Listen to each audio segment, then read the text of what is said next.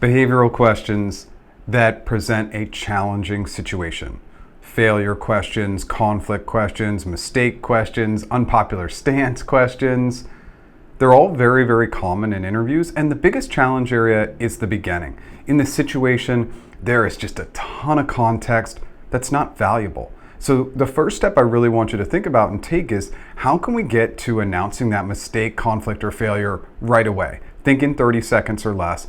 Then of course we're going to focus in on those actions that we took to overcome whatever the challenge area was. And then the third and fourth item are learnings and applied learnings. If you can follow just these 4 steps alone, you're going to do much better with these questions. So let's kick off and start with item 1, get to the point. For 99% of the way we hear our clients answering these questions, and typically how candidates answer these questions, is there is just a ton of context and a ton of storytelling. It's really leading up to that negative moment. But here's the challenge.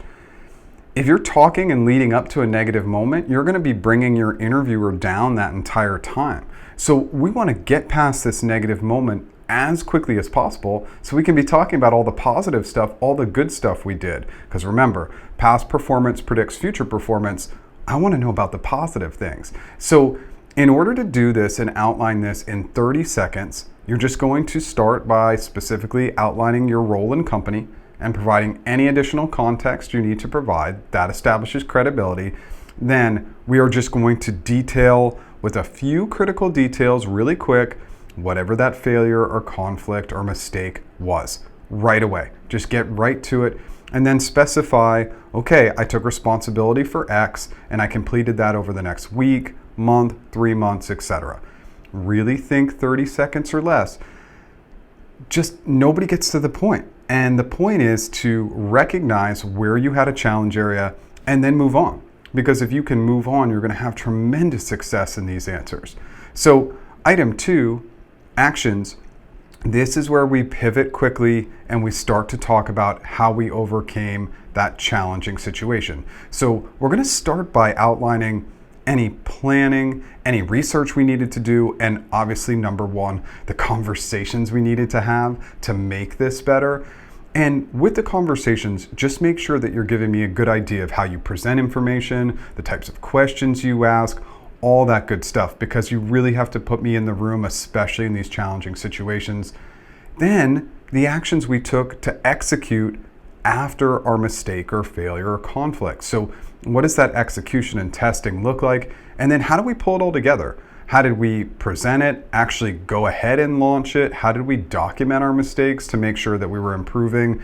Don't miss that last step, because I want to see how you holistically pull everything together.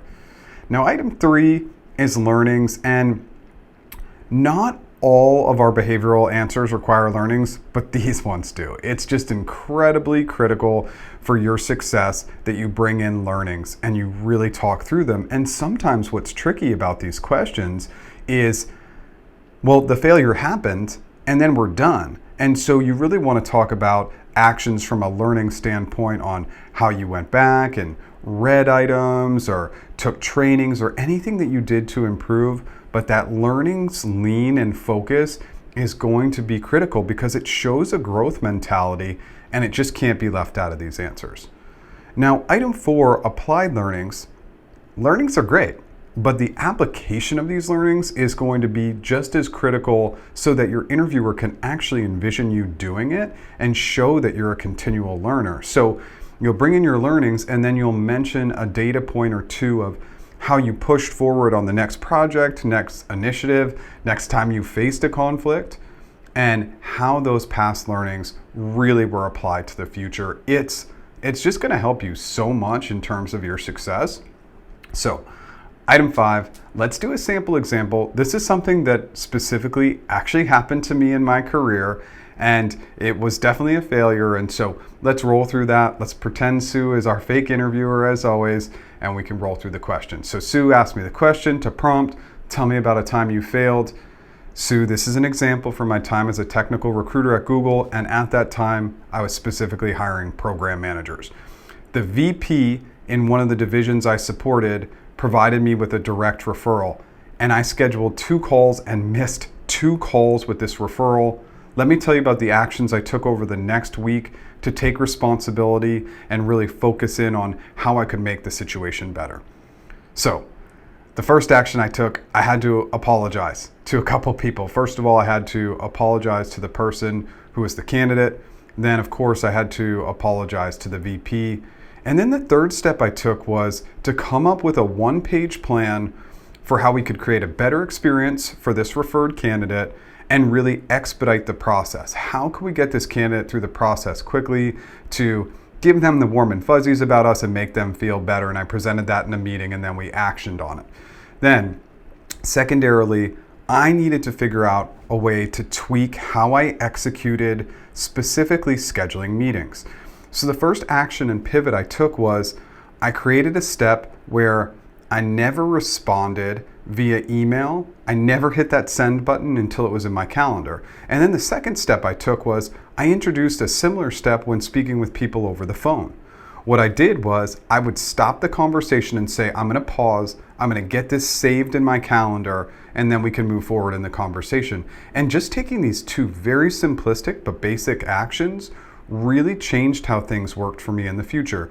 Now, the third opportunity that was great was I had the opportunity in next week's team meeting.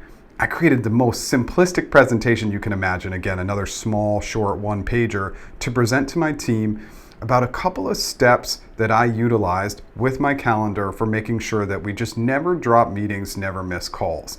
And the results were we were able to get this candidate through the process quickly. They actually didn't end up getting hired, but we were able to create a better experience overall. I was able to gain a little bit of trust back with leadership. Obviously, I lost a little bit of trust. And the biggest learning I had was the power of calendaring. And it actually expanded past this. So I was lucky enough and fortunate enough to be a part of a global project to work on candidate experience. So one of the biggest things that we implemented into this candidate experience training was the power of calendaring and teaching sourcers and recruiters how to calendar. And now that's part of a global onboarding training for all sourcers and all recruiters. So the value of this actual failure and mistake really translated to a lot of success over time. I know that this seems really simplistic, but if you can get to the failure or conflict area right away, it's going to create tremendous success.